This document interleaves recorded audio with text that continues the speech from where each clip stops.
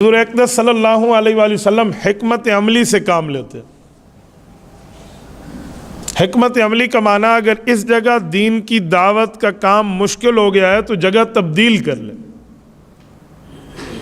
جسے قرآن کہتے ہیں وَتَوَاصَوْا بِالْحَقِّ وَتَوَاصَوْا بِالصَّبْرِ، کہ ایک دوسرے کو حق کی ترغیب دو۔ اگر مشکل آئے تو مشکل کو خندہ پیشانی سے برداشت کر کے صبر کرو، حق کو نہ چھوڑو۔ حضور پاک علیہ الصلوۃ والسلام نے اس حکمت عملی سے کام لیا۔ اس ہجرت سے ایک بات یہ بھی ثابت ہوتی ہے کہ سفر کوئی سیکرٹ ٹریول ہو تو اس کو ظاہر بھی نہ کیا جائے، اسی لیے اس سفر کی ترتیب وہ والی نہیں ہے جو عام سفروں کی ہے۔ آپ کہیں گے کیسے؟ جانا مدینہ طیبہ ہے تو مکہ مکرمہ سے جس راستے پہ چل کے نکلے ہیں وہ یمن کا راستہ ہے، وہ مدینہ کا نہیں ہے۔ یہ بھی ایک حکمت عملی کی ترکیب ہے۔ آپ علیہ الصلوۃ والسلام حضرت ابوبکر صدیق کے ساتھ جس طرف گئے ہیں وہ غار ثور کا سفر ہے، اور غار ثور مدینہ کی سائڈ نہیں ہے۔ آپ مکہ مکرمہ اللہ پاک آپ کو لے جائے، آپ جا کر چیک کر لیں، وہ یمن کی سائڈ ہے۔ تو اس سے یہ سمجھ آتا ہے کہ سیکرٹ ٹریول کی اپنی پوری تقاضے اور ترتیبیں ہوتی ہیں۔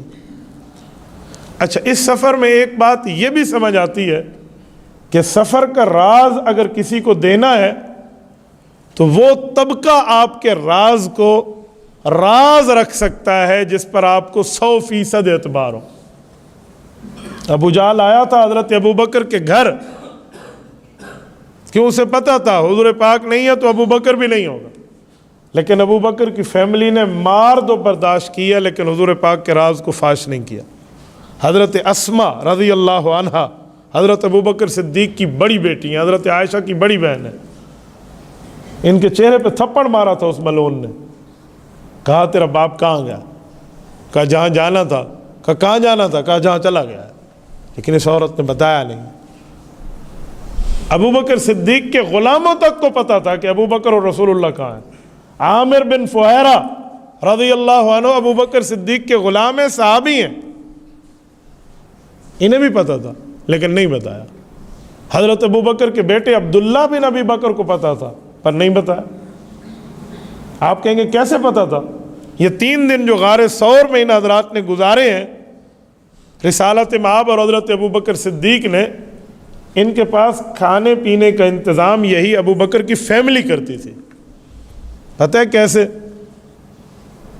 ابوبکر صدیق کے بڑے بیٹے حضرت عبداللہ بن ابوبکر یہ آتے، دودھ شہد یا اس کی متعلق جو ڈرائی فروٹ کے حساب سے تھا لے آتے۔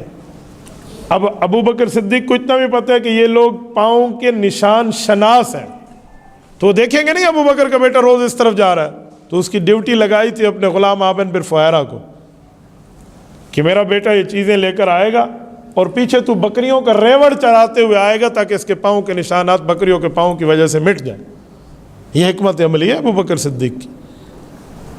تو اس سے یہ بات سمجھ آتی ہے کہ رازدار بندہ اس کو بنائے جس کے بارے میں پتہ ہو، ورنہ یوں ہونا کہ میں تمہیں بتا رہا ہوں کسی اور کو نہ بتانا، بس آپ نے برسر چوک بات کر دی ہے۔ اس نے بھی 4 بندوں کو یہی کہنا ہے بھی تجھے بتا رہا ہوں آگے نہ کہنا، تو راز نہیں کہتا۔ اور ایسے کچے بندے کو بندہ راز نہ کہے جو ہر کسی کو بتائے۔ کچے بندے کو راز دینے والوں کے لیے ایک شعر ہے کہ بشر راز دلی کہہ کر ذلیل و خوار ہوتا ہے، نکل جاتی ہے جب خوشبو تو پھول بیکار ہوتا ہے۔ تو اس سے ایک بات یہ بھی سمجھ آتی ہے کہ ان تقاضوں کو ابوبکر صدیق نے کیسے پورا کیا۔